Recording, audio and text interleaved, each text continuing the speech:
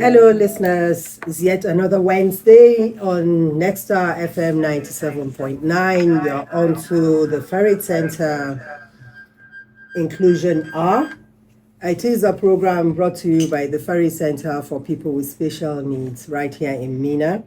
And every Wednesday, we try to bring you guests who will, on this program, give you a feel of what special education is all about, vis-a-vis how they take care of people with special needs.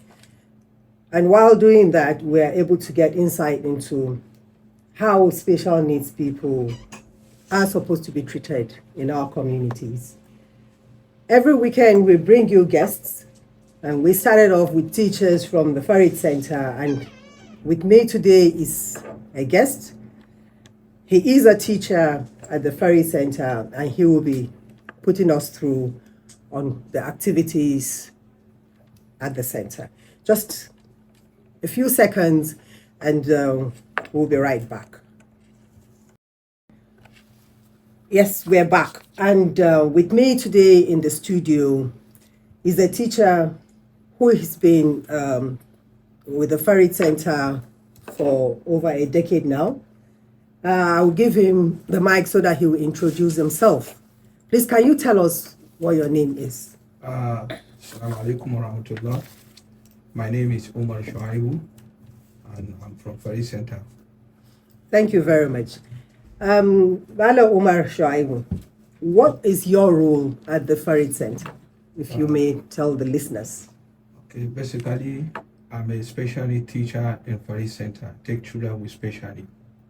Oh, just basically children with children or people with special needs, ranging from which age? Ranging from children from birth, and also like adults. Young adults. People with like children with special need and adults that have problem with disability. Oh, okay. Okay. So at the center, what type of special needs children do you handle? In our center, we have many types of children with special need. We have cerebral palsy. We have children with Down syndrome. We have ADHD, that's attention deficit and hyperactivity disorder, and others, more of them. More children normally, when you say special needs, it's more to do with children who have inability, maybe cognitive, or motor skills, lack of motor skills. Yeah. All right. I know we want to go into this one by one, but knowing special needs and each field how it is. Can you please tell us a little bit about? Let's start off with cerebral palsy. Okay, CP, which is called cerebral palsy in short form. Cerebral palsy is actually caused by brain damage. The brain damage is caused by brain injury or abnormal development of the brain that occur while a child is still developing, before birth, during birth, or immediately after birth. That is a very short form of saying about CP. What CP is all about. That CP is short for cerebral palsy. All right. Is there a cure for cerebral palsy? Actually, for little research, there is no cure for cerebral palsy now. But we can manage children or person with CP. It has to do with developmental challenges, missing milestones in their developmental stages in life.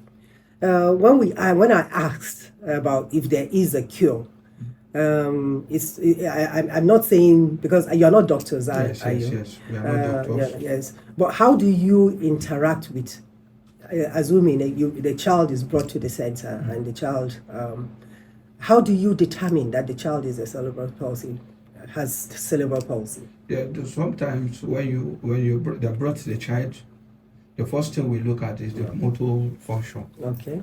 Because it means you have assessments. Yes, we have assessment, which we look at when the child has problem with his motor function. That sometimes balancing, the child will not have balance and other cognitive movement.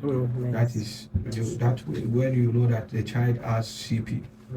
Do you work with doctors Yes. to determine if it is cerebral palsy or not? Yes, we work with doctors because you cannot do this kind of work without the backing up of doctors. A doctor reports. Yes, doctor reports. Mostly we have to, sometimes we refer parent to the IBB specialist so that they will have to give the doctor report so that we know where and how to work with that child. Okay, normally I would want to say you should go in deep into what it is, but before then, listeners, there will come a time while the program is going on Nexta FM where you can dial in. So while you are waiting before then, you can take down this number 0707 7999691. That's 0707 7999691, just so that you can call in later if you have questions for the teacher who is with us today. Maina Omar, Yes. I was asking about if there is a cure for cerebral palsy, and that if you do work with doctors to determine if this person has cerebral palsy. Of course, you are not a doctor. Yes. And you don't have doctors at the center, do you? Maybe within the center, or you are joining. You said you collaborate with IBB General Hospital. Yes, we have collaboration with IBB specialists and General Hospital. What if you have children who come to the center already with a report? Do you just take that report? We look at the report if it is from the recognized hospital. Yes. Because we cannot accept any child that the report is not from a recognized hospital, so that maybe somebody can frame up a report looking for a place to dump the child. So we have to look at the report if it's from like IBB specialist or general hospital before we accept the child and work with the child. That's marvelous, because we know the society being what it is and how children with special needs are always portrayed. Maybe do you go when you come? Do you sit down with parents, and what are the type of stories they tell you that is wrong with their children? We sit down with parents when they brought the child. In our discussion, some parents we speak in Hausa. And some of their local language, some of them are not accepting the fact that this child has a problem. They only understand that maybe it's from gene and other things like that. But we talk to the parent to let them understand that when you are conversating with the parent, that is when, if they are responding to you, then that when you understand that there's a problem, maybe during birth or before birth or after birth, the child has that problem. Yes. So, because some of these parents will not open up to tell you the problem. Yes. But when you are talking to them, that is when they will start open up and telling you where the problem started. Yes. So it means you normally do go through like some question and answer. You have questionnaires. The parent, we interact more from the parent, because your interaction with the parent will let you know how to work with the child. Yeah, that's yes. So you normally do work with the parents as well. Yes. We'll come to that. Yeah. Because then I want you to explain to us a little bit about how you put these children through, how you teach them. At the center. Just a few minutes so that we'll be able to get some of these insights. Listeners, you are on to the Farid Centre Inclusion Hour on Nexta 97.7 FM Mina. We'll be right back. Listeners, welcome back. Mala Omar, you are here with us today to explain a little bit about what cerebral palsy, and cerebral palsy is just one of, like you earlier said, is among those special needs, maybe itemized, or what do I call it, kind of problem that children with special needs go through. So, and you were explaining to us what cerebral palsy was. Yeah. Can you tell us a little bit about how you teach children with cerebral palsy. Yeah, children with cerebral palsy usually come to the school with motor problem. First and foremost, what we do, they undergo exercise and other physiotherapy exercise before, but most of the time we organize a IEP program for them, which we use to teach them. IEP, that's yes, the individualized educational plan. Okay. Is what we use in teaching those kind of children. Do any two cerebral palsy child, is there any two that is similar? I mean, you can have like 5 children now. You said, okay, they have cerebral palsy. Is it all the same, cerebral palsy? No. Is it the stages are they all the same? No, we have different kinds of cerebral palsy. Okay. We have spastic cerebral palsy. All right. Okay. We have atosic cerebral palsy. We have attotoid cerebral palsy. Okay. We have all these terms that you are using, terminology. I know you people, you are more used to it than some of us. Like, I'm a little bit of a laywoman here, So that means probably a child may come and he's not able to walk, or maybe he's not able to talk, or he's not able to. Things like that. The cerebral palsy, you say, it does affect the brain. Yes. Majorly, it's from the brain. I'm trying to explain because when a child will come to the center, we diagnose the child. No, you're not doctors. Do you you assess? We assess the child. Yes. Yes. Firstly, we understand if the child has spastic cerebral palsy. That is the condition that cause increase in muscular tone and stiffness. Okay. You understand? Yes. So that is when we understand if the kind of work we are supposed to do. The therapy we will map it out different. We will map out for the child that is we are going to use on him. So therefore, we have other children that also that will come to the center, which we have to assess them. We will see they have attotoid CP. This attotoid CP is less common types of CP that affect children. Okay. Ability to control. Okay. That have body balance and other coordination. Okay. Yes. Okay.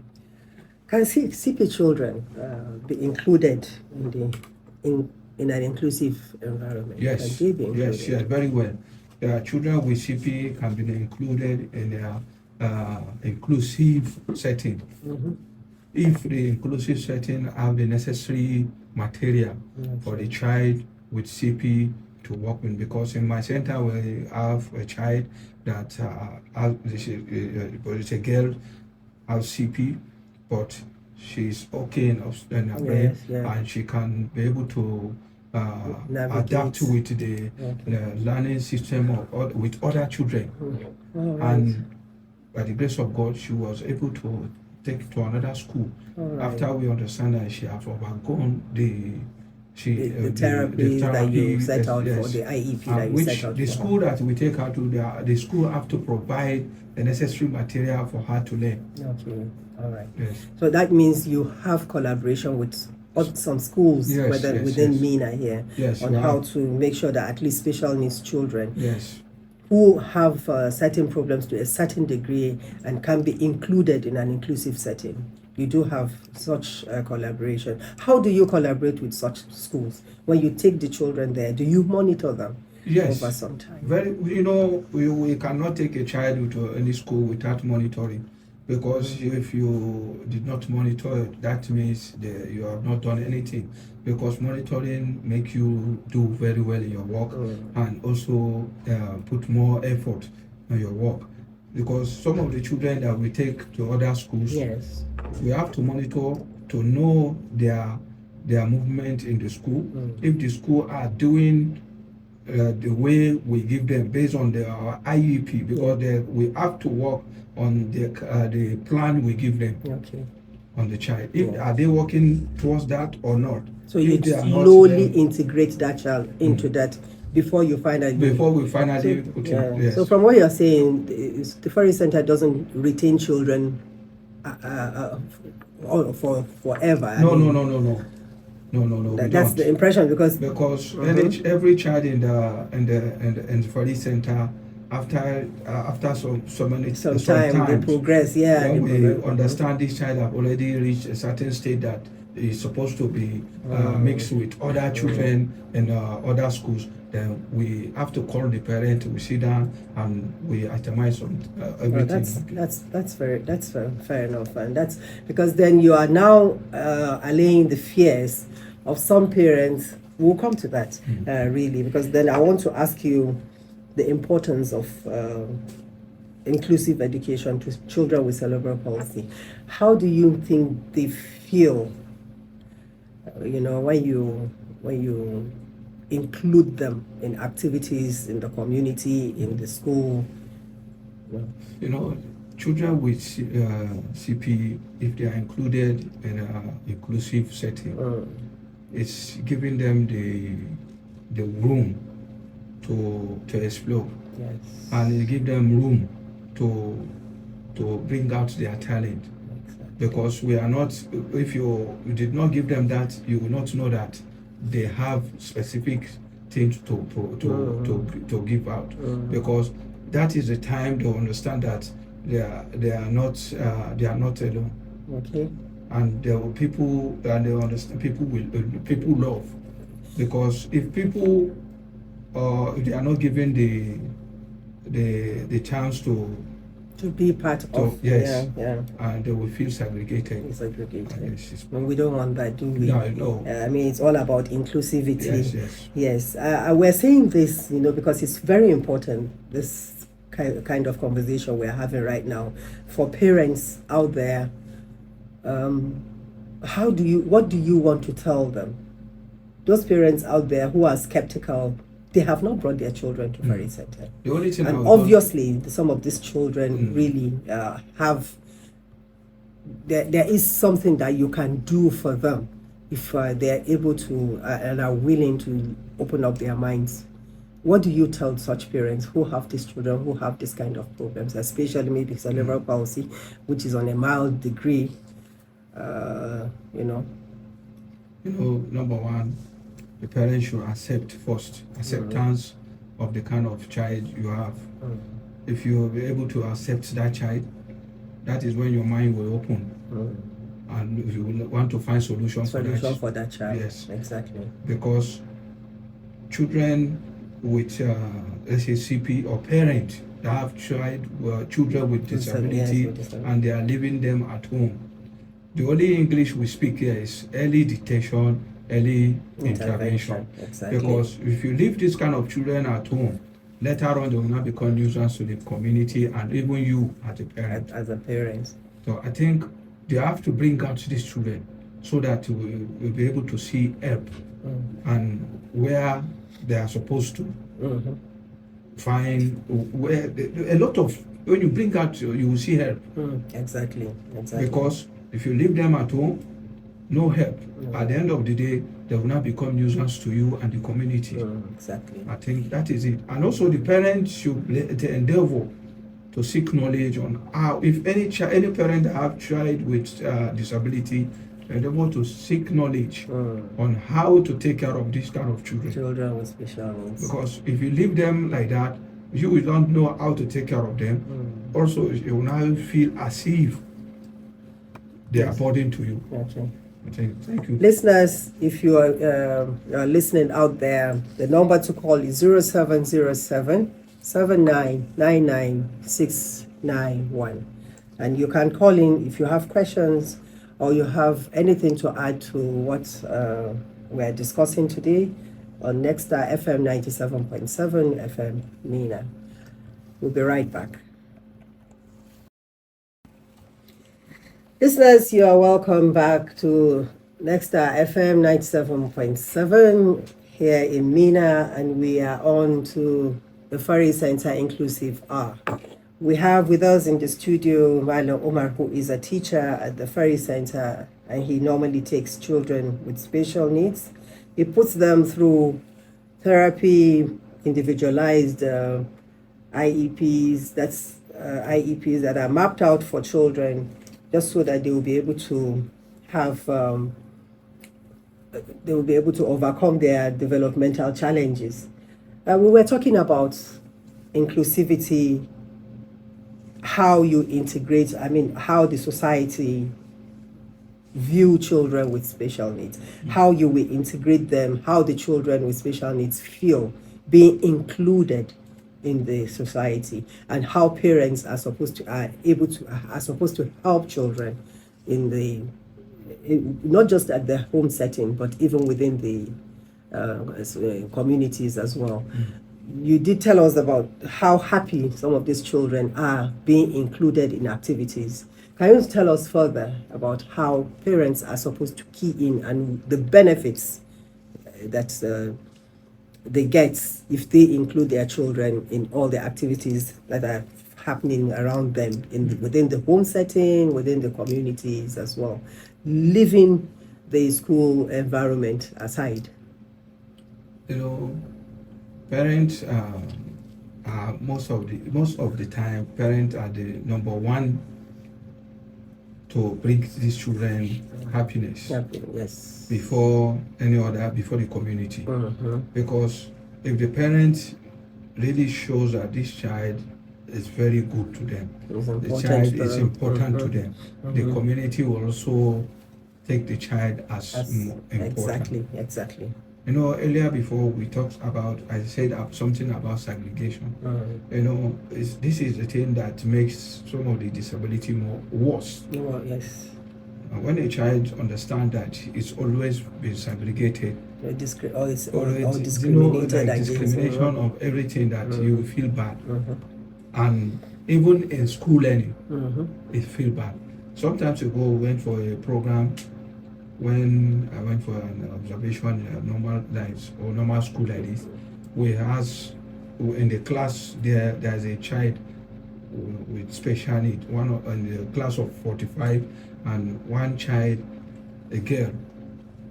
But when I came to the class, and the kind of love we introduced to the child makes us understand that this child lack love from parents and society. Let the child understand that he is not important. Now the child now took that upon her, that anything she do is not good. And we have to put the thing to her that no, it's not like that. The few weeks we stay with the child, we bring out the happiness until the time that we want to leave, and the child was crying. Oh no, you mean you gave her such confidence? Yes. Why in herself? We make the child build confidence that she is very important to the society, and even to others. The most important thing that we let the peers understand that this person is exactly like the same thing with them. It's just that we may have to make them understand, and they were playing together. That's and lovely. She was contributing in the teaching in the class, and that program was very, very okay. Which up to now, some of the parents are calling us to come back for that program. Oh, that goes a long way to show that how children with special needs need more support from society, and even the parents as well. Yes. Okay, so these are challenges. I know, that you as a teacher, you are able, you come upon some of these challenges on how to interact between parents. How do you tell them? How do you show them? How do you make them realize that some of these things they are doing probably may impact negatively? You've seen that negative situation where you went to, and you were able to see, you were able to instill some confidence in that child. Did this give you more confidence to be able to talk to some of these parents that you have at the center? Giving examples, some parents don't believe in their children until when the children did something amazing. Like when we have a child with CP, and for like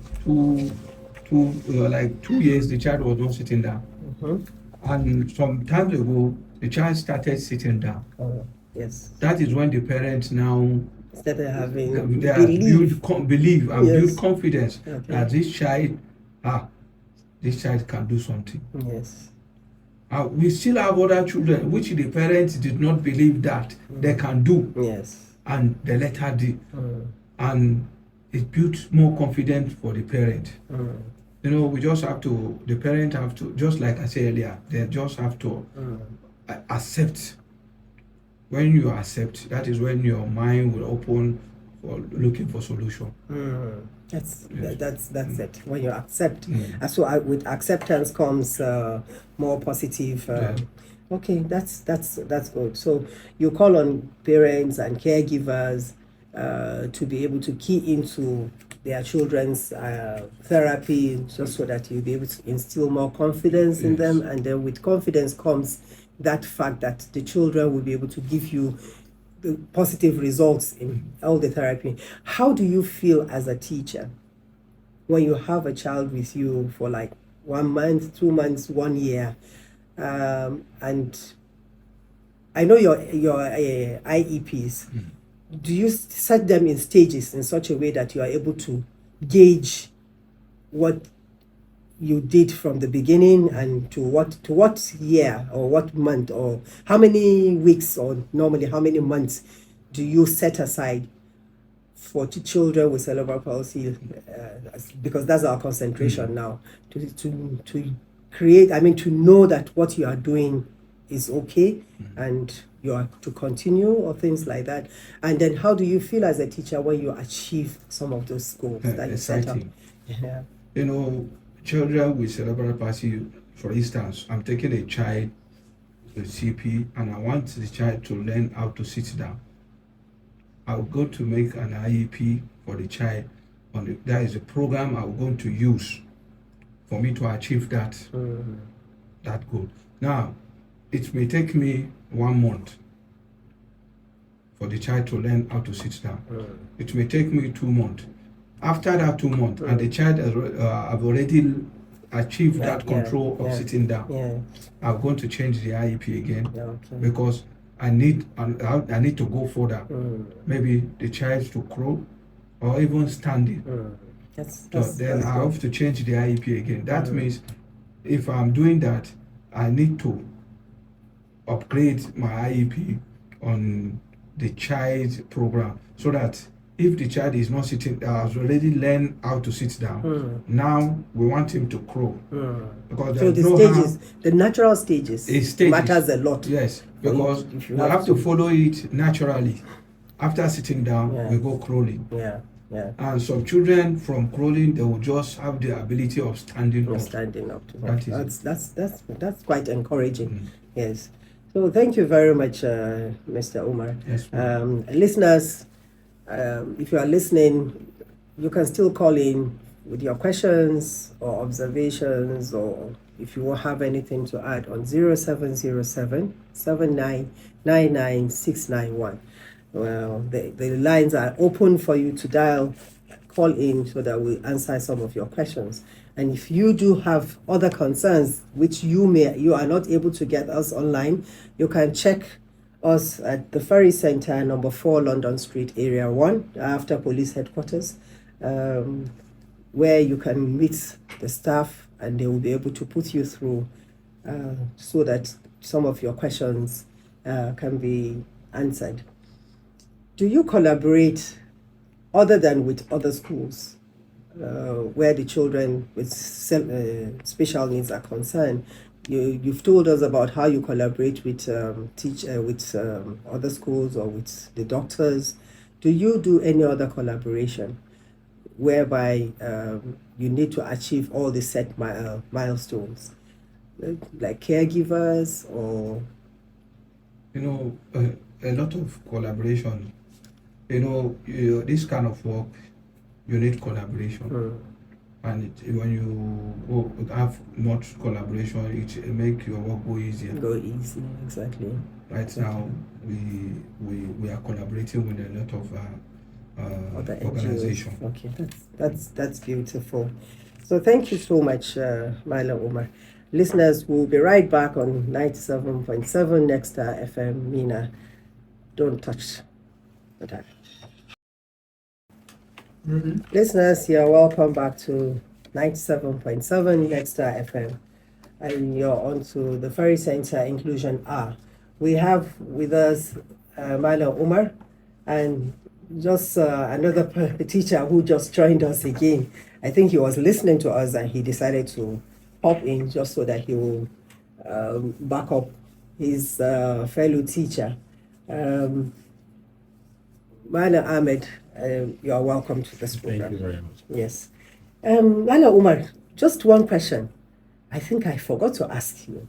I really want to know, because sometimes when you see people doing what they are doing with the passion they put in, you always want to find out what is it that motivated them really to become teachers of people with special needs. Because it's not just about you mapping out IEPs, working with these children alone. You need a lot of patience, you need a lot of understanding, you need a lot of motivation. What motivated you to be a special needs teacher? I would like to know. The first and foremost, that motivated me to be a special teacher. I feel it's just the work of God, because people with special needs has challenges that there are something they cannot do for themselves. Exactly. And I feel that it's very good for me to assist in this way. That is why I think. Because I know, why did I ask this? I've come across a lot of teachers who read, or students that came out of maybe College of Education. They read special education. And it's not all of them that are really in this field. We established this more than 10 years ago, almost getting to 14 years now. And I've come across a lot of teachers, special education teachers. Some who came as core members, some who came, they came to the center, but then they left. It has to take a lot of positive mindset, or positive, the love for people with special needs, for one to be able to say you are taking care of children with special needs. How do you cope being the teacher of a special education teacher? How do you cope when you go back home later in the evening and you are thinking what happened maybe during the day as a teacher? How do you, what goes through your mind? Just like I told you from the beginning, it's love. Taking children like this is something that I myself, I can't even say how it started. Because it's something that even from the school, when I was given admission first, I didn't know anything about special education. Yes. Later on, after my 200 level, I met one of my lecturer, which put me through. The person of Madam Nanadona, he put me through. And the first thing I did, I just accepted. I said, let me just go. Yes. And I was given a child. That child was having a multiple disability. Was basically one of the disability with the child is Down syndrome. Okay. She was a girl. She was not sitting down. I was so devastated that what's this? Then later on, Madam was telling me that no worry, just continue. That this is what you do. This is what you do. He was giving us some kind of concept to take on the child. Yes. But what brought this happiness for me to do this work now is that one day when the child starts sitting down, I was looking and said, is it me that did this thing? Yes. Make this child to sit down? Yes. Yeah. Okay, let me continue. Yes. That is how it started. So later on, this child was able to walk. Later on, she started speaking. Right now, so for some time now, after the parents said that this child have overcome some of the things, they have to remove her from the school, but I didn't know where they are now. But that is one of the things that make me Stand corrected. I know Mala Ahmed is itching to add Sorry, something. I know because you've been I smiling must have and to come in yes. this junction. Farid Centre entirely is a space that I believe almost everything that I've learned in special education started. And the joy I always get in teaching these children is sometimes whenever I'm like drained and I'm like somebody annoyed me outside, whenever I set aside that I want to come to Farid Centre and I find myself in the gate, I have to like for me to go in, because cerebral palsy, teaching children with cerebral palsy, among all the special needs children, they are the most innocent, very quiet, and very sensitive at times. So if you are dealing with this kind of children, they don't need you to be like having an anger issue. Okay. Yes. You don't need anger to teach them. Yeah, they can't comprehend At why you sometimes will they be will angry not with them. exhibit what Yeah. you are trying to tell them. Most of them don't even talk. Exactly. About 50% of CP children don't talk. Yes. From the research so far. And the part of the brain that is affected, researchers have shown it that is not curable. There is no cure for it, but consistent therapy Makes them helps adapt. to manage it. So that is what Farid Centre does. Entirely, Farid Centre, I started with a CP child, and that was my biggest challenge. At first, that child was unable to sit, unable to even like focus his head in one position. Yes. His head is dangling. So at first I was like, Gives you a challenge, doesn't how it? will I do this? Gives So you I a was challenge to given be that part of. challenge. I picked it up and I showed great interest in it. For 1 month, over a month, 2 months, that child started like putting his head focused in one position. Because with the IEP you mentioned earlier, you have to do it in a way that it will be consistent. Exactly. You have to be doing it on a daily basis. You do today, you do tomorrow, you do next tomorrow, till that child gets it. Yeah. Let's take, for example, a normal person, like somebody like they are teaching you how to drive. If you go on a drive road today, tomorrow, next tomorrow, no matter how dull you are, you must pick something. Exactly. Even how to put the gear, you must learn how to put that gear. We all have our control the pace. steering. So everybody has this kind of disability, but we don't know. Yeah. I am not good in mathematics. That's a disability because I'm unable to perform. Your inability to be task. able to perform. Yes. So Farid Centre has taught so many children. I can mention like 7 of them. Most of these CP kids that are in Farid Centre, they brought them, they can't sit down. But Alhamdulillah, today most of them can even run. I have a child, when you know him, Bright can run from a distance. He can now sit down, he can run, he can laugh. So that joy keeps me going. You all have your journeys, don't you? You know, and I think each family's journey is always different. You know, but the most critical parts of a child development, when you are able to bring them together, you are able to see how they overcome some of these challenges. That's marvelous. Yes. So really, what we're talking about right now, it's not just about you rendering that support, but you are saying that you have become like a rallying point for the love, the understanding, the caregiving. You know, that's another aspect which is very interesting, because I think there is a difference between teaching these children maybe the normal you know, when parents bring their children, you know, they want them to learn maybe ABCD 1 2 3, and then they forget about the life skills. So there is a difference. How do you juggle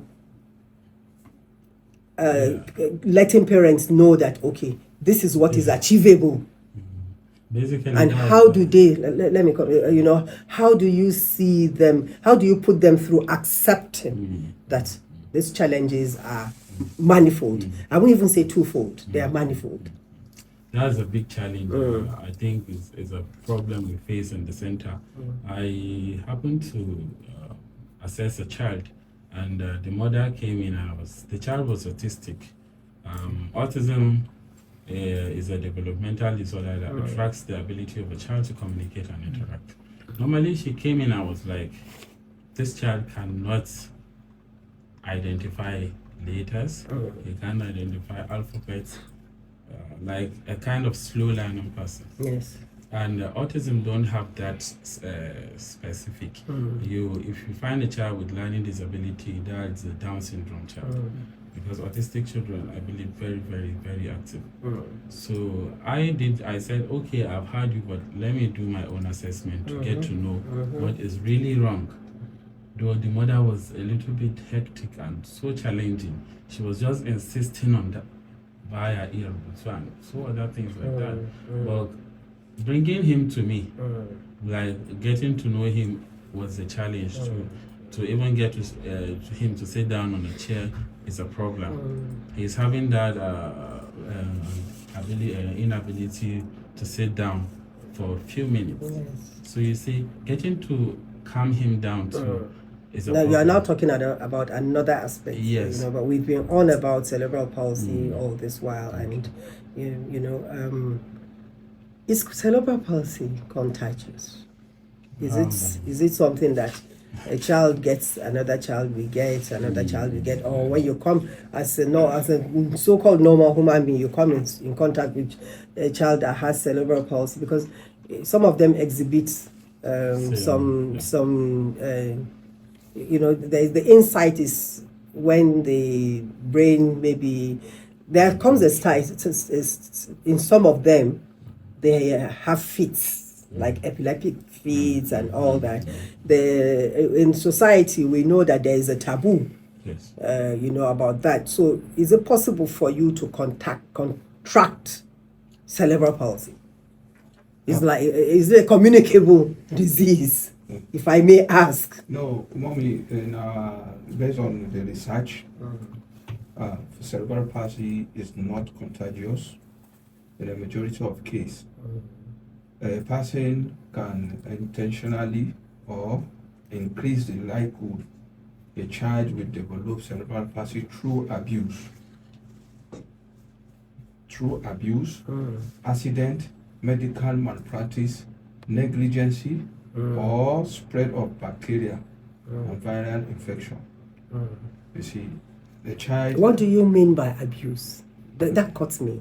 Sometimes when a child has, drug abuse, some parents take drugs without the doctor prescription. Okay.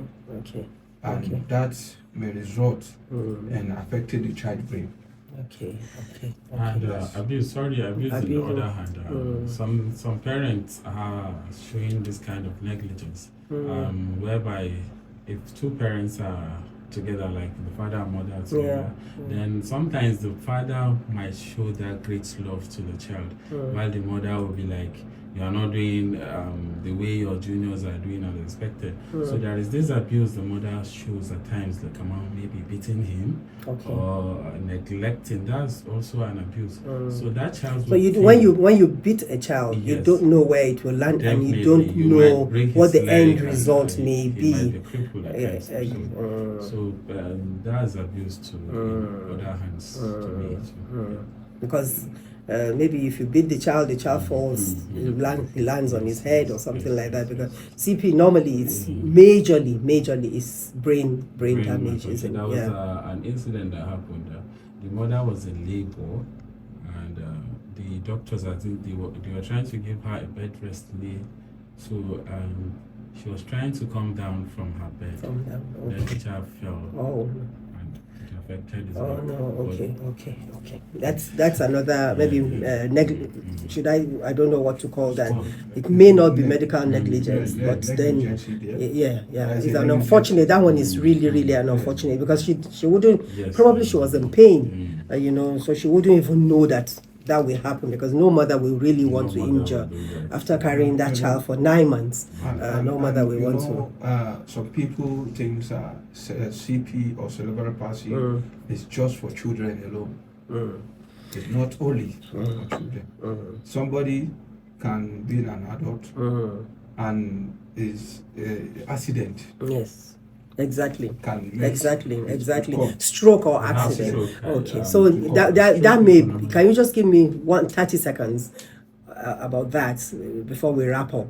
CP being something that you get not just from birth but later in life. Can you give me 30 seconds of an instance where adults can become CP patients? Yeah, just like I said earlier.